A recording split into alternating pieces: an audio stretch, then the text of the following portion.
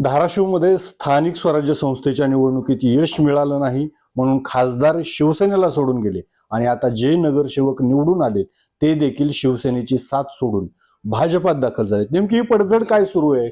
शिवसेनेचा जो बालेकिल्ला धाराशिव होता तो संपतोय का? पडझडीनंतर आमदार कैलास पाटील आपल्यासोबत आहेत।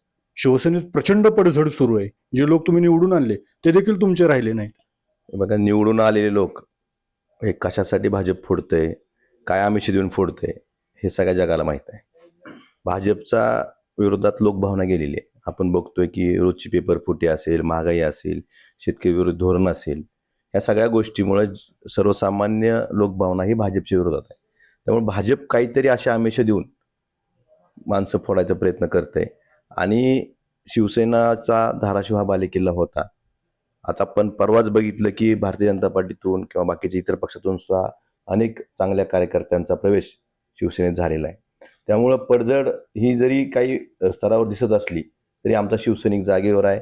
इथला धाराशिव जिल्ह्यातला मतदार आणि शिवसैनिक हा ठाकरे कुटुंबाशी प्रामाणिक असलेला शिवसैनिक आहे।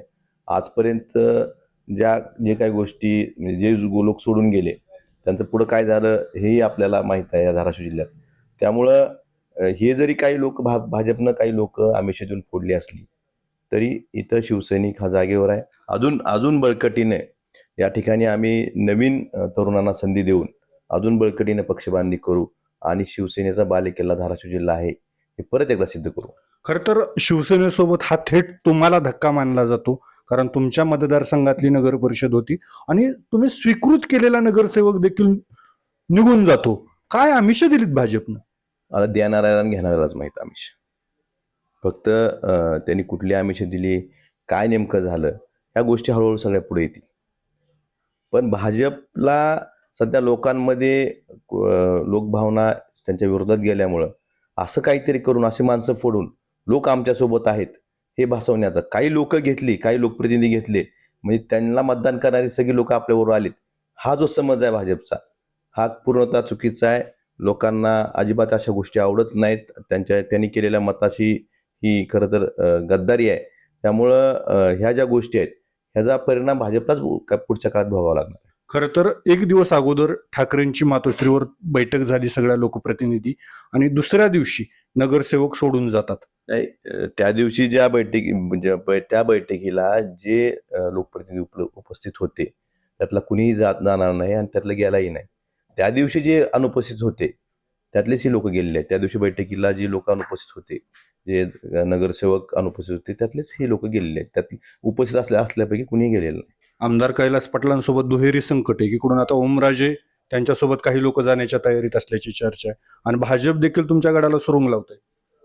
माझा या सर्वसामान्य मतदारावर विश्वास आहे, या धाराशिव जिल्ह्यातील शिवसैनिकांवर विश्वास आहे।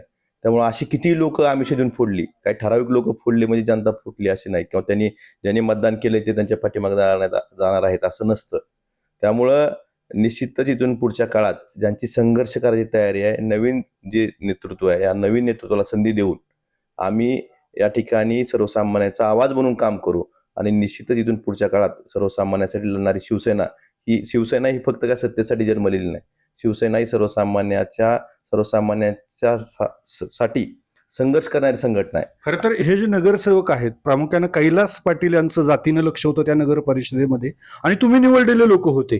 लोक निवडण्यामध्ये चूक झाली नाही हे मान्यच करावं लागेल। ज्या काही चुका झाल्यात आमच्याकडनं याच्यातून धडा घेऊ आणि जे चुकलेत त्यांना धडाही शिकवू आम्ही।